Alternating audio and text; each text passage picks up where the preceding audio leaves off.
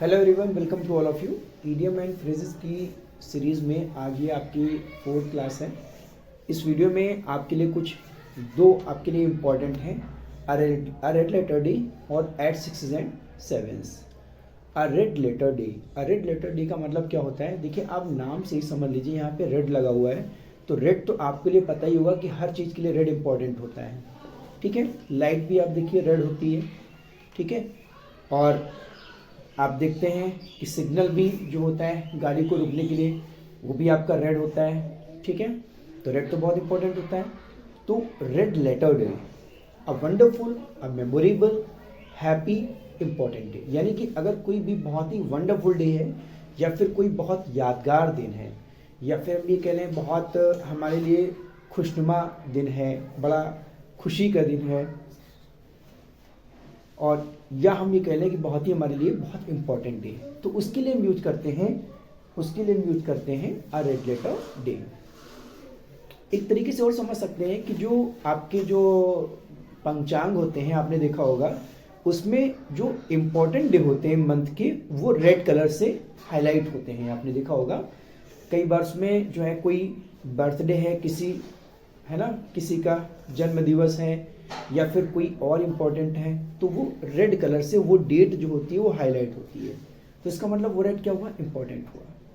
ठीक है, और वहीं से इसको लिया गया है अ रेड लेटर डे। लेटर मतलब अक्षर, यानी कि कोई एक ऐसा इम्पोर्टेंट दिन है ना, तो वो क्या कहलाएगा? Red letter day. यानी कि रेड लेटर डे का मतलब क्या हो गया? इम्पोर्टेंट डे या फिर मेमोरेबल डे या फिर वंडरफुल डे। देखते हैं एग्जांपल के साथ। When I was chosen as a head boy of this college, that day was a red letter day for me. जब मुझे जो है इस कॉलेज में एक हेड बॉय के रूप में चुना गया तो वो दिन जो है वो मेरे लिए क्या था? बहुत इंपॉर्टेंट डे था, बहुत मेमोरेबल डे था। फिर republic day is a red letter day in Indian history. Indian history में जो रिपब्लिक डे है वो इम्पॉर्टेंट दिन है। ठीक है, आई होप आपको समझ आ गया होगा अ रेड लेटर डे का मतलब। फिर है एट सिक्सेस एंड सेवेंस। देखिए, सिक्सेस एंड सेवेंस, सिक्सेस का मतलब 6 और सेवेंस का मतलब 7।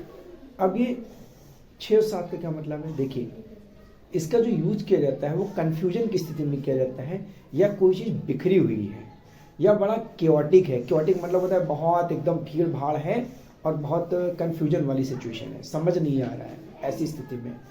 अव्यवस्थित या असंगठित है ना, लोग बिखरे हुए हैं, कंफ्यूजन की सिचुएशन है, डिफिकल्ट की सिचुएशन है, ऐसी स्थितियों के लिए इसको यूज किया जाता है एट सिक्स एंड सेवेंस।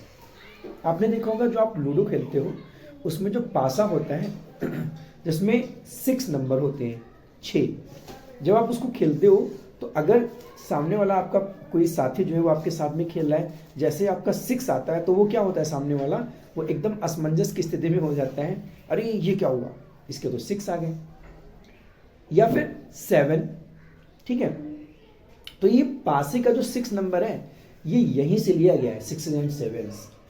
ठीक है, जो किस स्थिति में डाल देता है? डिफिकल्ट सिचुएशन में डाल देता है या फिर कंफ्यूजन की स्थिति में डाल देता है। जैसे आप अगर गेम खेल रहे हो लूडो का तो उसमें जैसे ही छक्का आता है तो क्या होता है कि सामने वाला एकदम कंफ्यूज हो जाता है, अरे ये क्या हुआ, इसके में 6 आ गया है ना, तो वो ज़्यादा नंबर आ गए, तो वो क्या सिचुएशन होगी सामने वाले के लिए?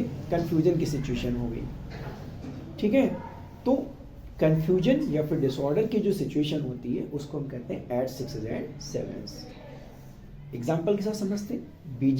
BJP government is at sixes and sevens on the strike of truck drivers. BJP government जो है वो कंफ्यूज हो गई, किस पर? जो ट्रक ड्राइवर्स की जो स्ट्राइक थी, जो हड़ताल थी, उस पर क्या हुई? कंफ्यूज हो गई, वो डिफिकल्ट सिचुएशन में आ गई, कंफ्यूजन की स्थिति में आ गई गवर्नमेंट। फिर है Golu is a very lazy, Golu बहुत लेजी है, so his room is always at 6 and 7। मतलब गोलू जो है बड़ा आलसी है, वो बहुत आलसी है, इसलिए उसका रूम हमेशा कैसा रहता है? 6 एंड 7 रहता है, बिखरा हुआ रहता है।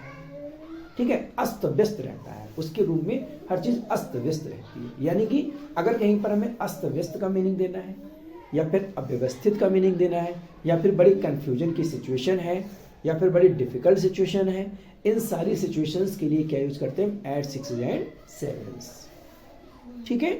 और जस्ट इसका उल्टा अपोजिट मैंने आपको लास्ट वीडियो में शेयर किया था, डिस्कस किया था, जिसमें चीज़ें व्यवस्थित रूप से रहती हैं, एकदम सिस्टमेटिक में रहती हैं, उसको हम क्या कहते हैं, इसका आंसर आप मुझे कमेंट सेक्शन में देंगे।